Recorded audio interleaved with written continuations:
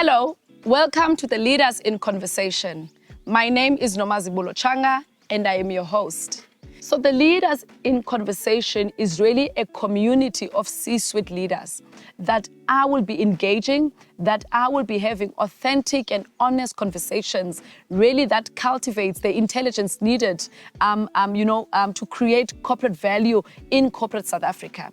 As you understand that 70% of our economically active population sits in corporate, and then 30% sits in the entrepreneurship space. But through the research, thorough research, I've discovered that a lot of the platforms that are available are platforms that are addressing entrepreneurship, but there were not a lot of platforms that are addressing the people that want to climb the corporate ladder.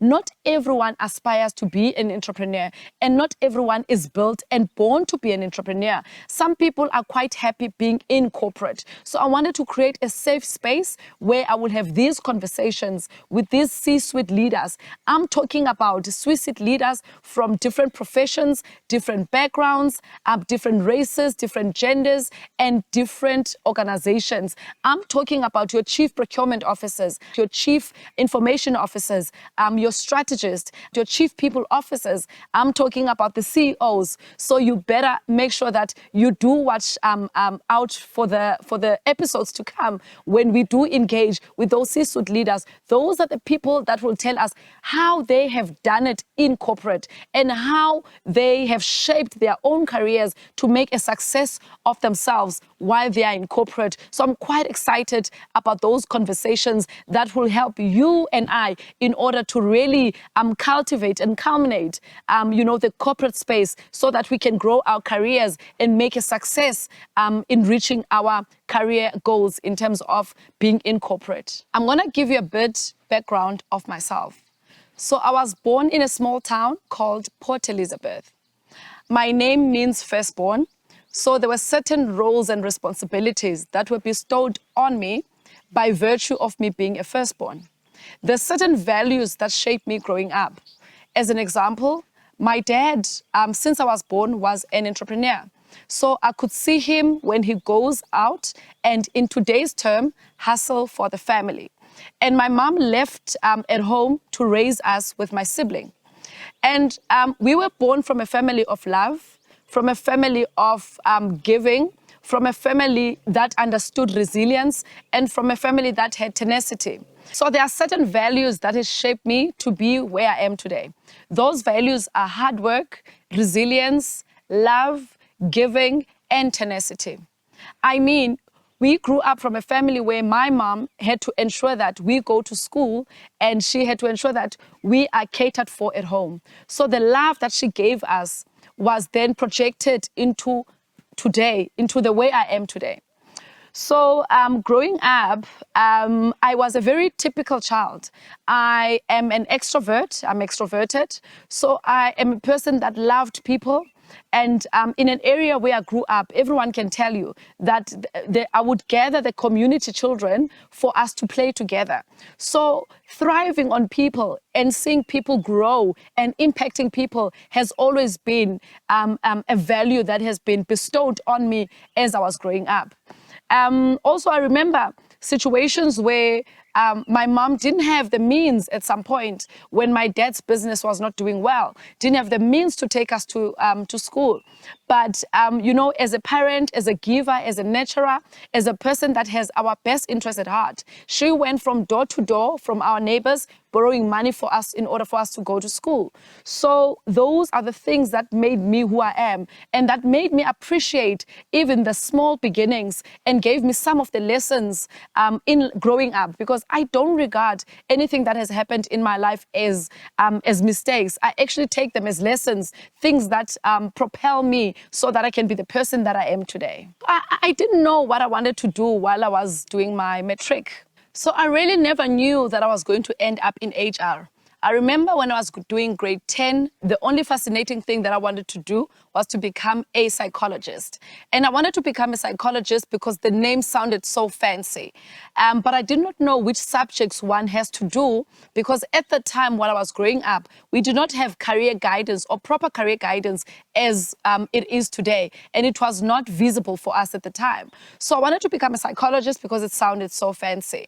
But I realized very early on, around grade 11, that I was more drawn to accounting, business economics, and maths. So those were my strongest subjects. So through that, the only organic and natural progression in my career that I was led to through those subjects was to become a CA, a chartered accountant. So I then started grade 11, wanting to become a chartered accountant, through doing a BCom. So in my matric year, this is at the period where my father's business is no longer doing well. In fact, at the time, my dad has already closed down 5 supermarkets from building it from one supermarket. So those supermarkets had closed down, and he was exploring other business opportunities. So through that phase and that period, it was very difficult for me and my mom, because there was no financial means to take us to where they initially wanted to take us, or to invest in us in an optimal manner, which they had hoped they would do. So in my matric, through wanting to become a CA and studying BCom, I then applied at the Nelson Mandela University. I really wanted to become a CA through doing BCom accounting. So I applied through the university, I got accepted. When I got my acceptance letter, I took it to my parents. It was my first dream being shattered, because my parents at that point had informed me that they do not have the money and the financial means to take me to study in the university. So unfortunately, I was left to be out of varsity and to have a gap year during that period. But because I was a very determined child, I was a child that wanted greatness for me. I wanted things to be better for me. So I started looking for employment. By the way, I just forgot to inform you that when I started my employment, I started while I was doing grade 10 employment, yes. So I walked into this gentleman called Luke, who was owning a salon in the location that I was in. I walked in, it was a Friday afternoon after school, and I asked him for employment. He looked at me and was like, "You're very young for this." But I said, "You know what? I need to assist my mom. My family is struggling, and I need to ensure that I buy my mom electricity. So if I can contribute 20 Rand each day to my mom in order for our electricity to stay on for the whole month, that will be something that will be of value, and it's something that I will be proud of, because I will be alleviating some of the burden that my mom was carrying financially." So working while I was in matric was not new to me. So unfortunately, with that dream being shut down, I then decided to go find employment. But I did manage to do a trade-off with my mom, where I informed her that while you are still accumulating enough money for me to go to university the following year, can you at least pay a very minimal fee? I think it was 150 per year for me to improve my subjects, because I didn't want to lose the momentum of actually studying and going to school. So my mom did that. That was a trade-off while I was full-time in employment, working for one of the Edcon group, which is Jet Stores. So after I then looked for employment and sacrificed the 1 year of not going to varsity, my parents made sure that they accumulate enough money so that I can go to university the following year.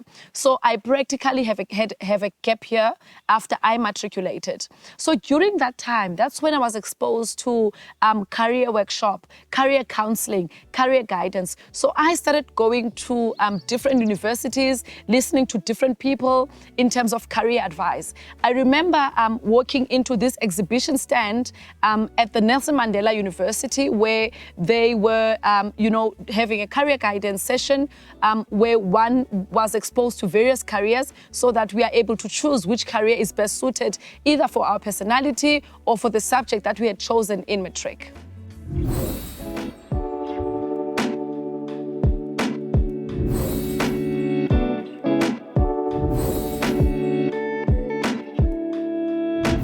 So please do tune in to our podcast, which will be available in various platforms.